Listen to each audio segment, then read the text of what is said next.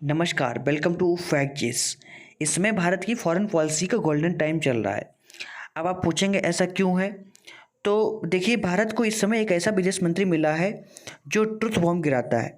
मतलब ये कि ऐसा होता है ना कि किसी ग्रुप में कोई बंदा होता है जो गलत काम करता है और सब जानते हैं कि गलत हो रहा है, बट कहने की हिम्मत कोई नहीं करता। लेकिन बाद में एक आदमी ऐसा आता है जो सारा सच बोल देता है। रिसेंटली यही काम जयशंकर जी ने भी किया। जयशंकर जी इस समय गए हुए हैं ऑस्ट्रेलिया की विजिट पर। वहाँ उनका स्वागत बहुत ही गुडविल जेस्चर के साथ हुआ। जब जयशंकर जी ऑस्ट्रेलिया पहुँचे तो ऑस्ट्रेलिया का जो पुराना पार्लियामेंट था उसको तिरंगे से रंग दिया गया लाइट्स के द्वारा, और ये ट्वीट भी जयशंकर जी ने किया।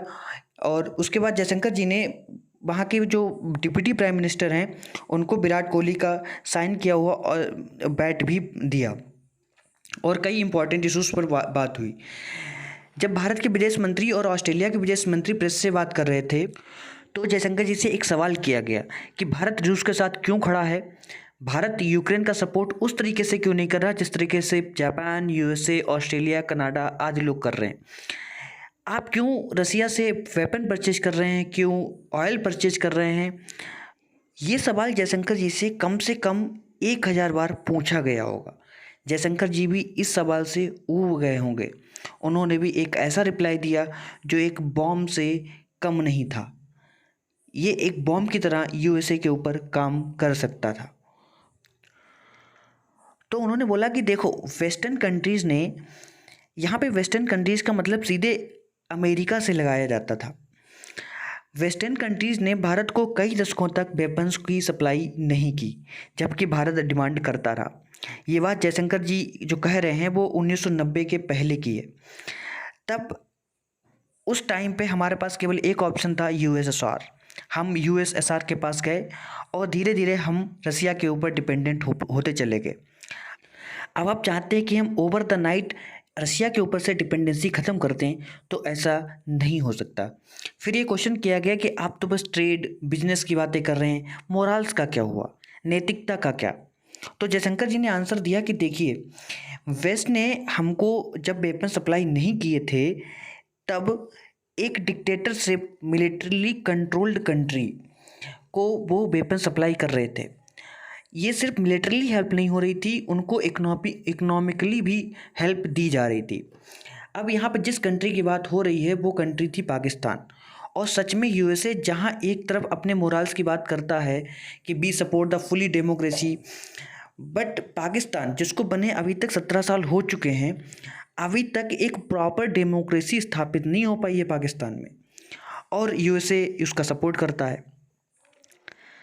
आज भी देखिए, इमरान खान की गवर्नमेंट को हटाकर सिर्फ एक नाम की गवर्नमेंट को बिठा दिया गया है और सारे काम भाजपा के अंडर हो रहे हैं। तो समझिए, जब जब पाकिस्तान में मिलिट्री रूल हुआ है, मिलिट्री ने रूल किया है, तब तब यूएसए ने जो चाहा वह मिला है। फॉर एग्जांपल, जब इमरान खान की सरकार थी तब यूएसए से पाकिस्तान के रिलेशन बिगड़ गए थे। लेकिन अब जब इमरान खान की सरकार गिर गई है तो यूएसए और पाकिस्तान के रिलेशन फिर से सही हो गए। यूएस तरह तरह की हेल्प प्रोवाइड करवा रहा है।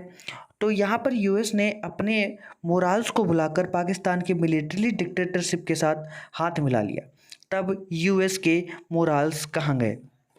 और हम नहीं भूल सकते 1971 की वॉर, जब बांग्लादेश पाकिस्तान से अलग हो रहा था। उस समय अमेरिका के प्रेसिडेंट थे रिचर्ड निक्सन। रिचर्ड निक्सन ने भारतीयों के लिए बहुत ही अभद्र भाषा का प्रयोग करते थे। इनके मन में भारतीयों के लिए गुस्सा था, क्योंकि देखिए, पाकिस्तान जो अमेरिका का बहुत अच्छा दोस्त था, अमेरिका पाकिस्तान की बहुत मदद करता था, क्योंकि पाकिस्तान टूटने के कगार पे आ गया था। इवेंचुअली पाकिस्तान टूट गया था।